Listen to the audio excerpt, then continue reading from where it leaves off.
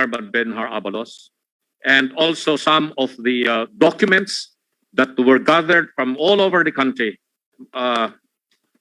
manifesto of support for this particular subject. Fourth are administrative matters in preparation for the 2022 national elections. And lastly, other matters for discussion. I so move, Mr. Chairman, that we adopt this agenda, and I think Governor Evardone, who is now in Zoom meeting, would like to say a few words regarding the five agenda for discussion, Mr. Chairman. So if Governor Evardone is around, may we hear a few words from you, sir.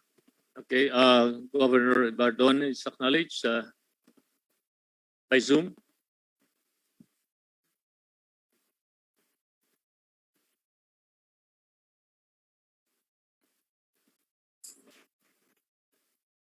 Thank you, Mr. Chairman. Thank you, Mr. Chairman. Good afternoon, party mates. I would like to congratulate the leadership of the party for calling this meeting in accordance with our constitution.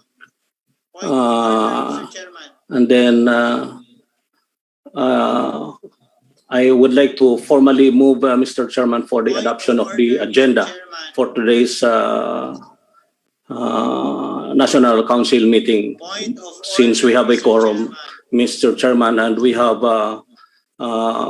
convened this meeting in accordance with our constitution, Mr. Chairman. I so move, Mr. Chairman. Thank you. There is a motion to approve the agenda, adopt and approve the agenda. Instead of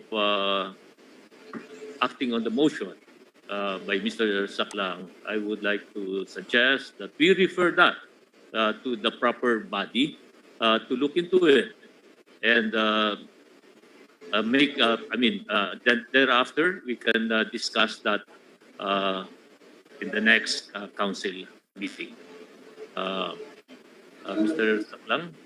I submit to the wisdom of the chairman, but if I may, I would like to ask the National Council to direct Mr. Ronald Munsayak from making any further divisive statement. Thank you, Mr. Chairman. It's the same. We will refer that to the National Council for their deliberation, for the deliberation of the body later in the next meeting. Thank you, Mr. Saklang, for understanding the position of the chair. Okay. So, Mr. Moderator. Thank you, Mr. Chair. Given the fact that Mr. Saklag has adhered to the suggestion of the chair and withdrawn his earlier motion, we will now proceed to the next item of the agenda. I think this is the last part of our agenda. Again, Mr. Chair, I am in receipt of several petitions and resolutions emanating from the different local government units, different chapters all over the country. And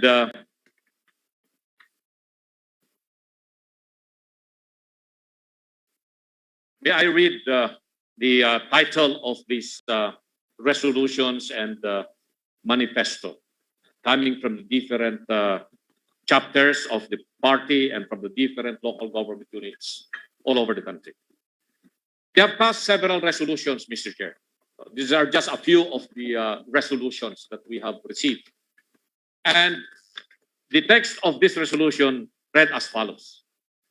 Resolution to convince the party chairman, President Rodrigo Roa Duterte, to run for Vice President in the 2022 national elections.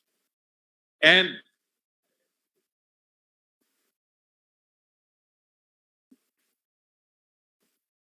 for President Rodrigo Duterte to choose his running mate for president in the 2022 national elections. So these are resolutions that the council has received from different regions, different chapters of the party, and from the different local government units.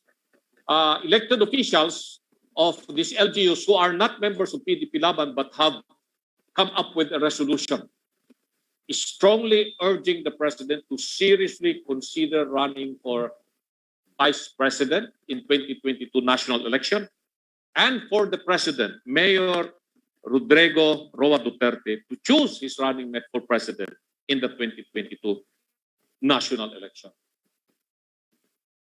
As moderator of this National Council meeting, may I move, Mr. Chairman, that this National Council shall adopt a resolution following the early resolutions made by the different chapters and different local governments all over the country to convince the PDP-Laban party chairman, President Rodrigo Roa Duterte, to run for Vice President and to choose his running mate for President in the 2022 national election. I so move, Mr. Chair. I second the motion. Mr. President. I second the motion, Mr. Chair. Second number kayo. Bilis naman. Any objection? No objection.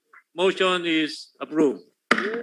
This document, Mr. Chair, may I ask that Governor Ben Evardone of Eastern Samar be recognized? Yes, Governor Evardone, you are recognized. Thank you, Mr. Chairman. Magandang hapon po sa atin lahat.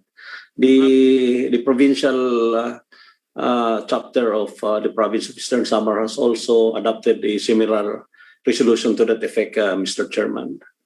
And on the issue of insurgency, I'd like to take this opportunity to ask the support of this of the body to pass a resolution urging the two houses of Congress to maintain and expand the LCAC funding, Mr. Chairman. Although at present, Eastern Samar is not a beneficiary of the LCAC funds for those cleared barangays, I firmly believe that these funds are very important in ensuring that our kababayans in the hinterlands will feel government presence and government services. So deleting or scrapping the LCAC funds will only bolster the insurgency problem in several areas of the country, Mr. Chairman. So I hope that our party will take a firm stand on this issue, because this is very vital in supporting President Duterte's efforts to end finally the insurgency in our country. I so move, Mr. Chairman, and seek the support of this body for the retention and, in fact, expansion and increase of the LCAC funds. These LCAC funds, Mr. Chairman, does not go to the LCAC secretariat or body. The funds go directly to the barangays for various developmental projects. So the disinformation campaign of the opposition that the LCAC funds will be abused, will be used by the LCAC body is misplaced.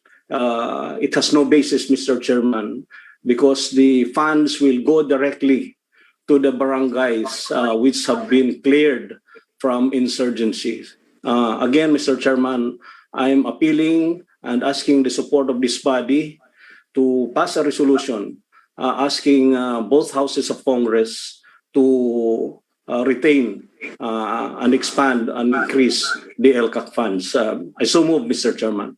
Thank you. Second the motion, Mr. Chairman. Second. Second, Mr. Chairman. Second. There is Governor Evardone to pass a resolution to support LCAC and its activities. So, do I hear several seconds also any objection? Hearing none, the motion is hereby approved. Thank you, Mr. Chairman. Thank you, my colleagues. Chair,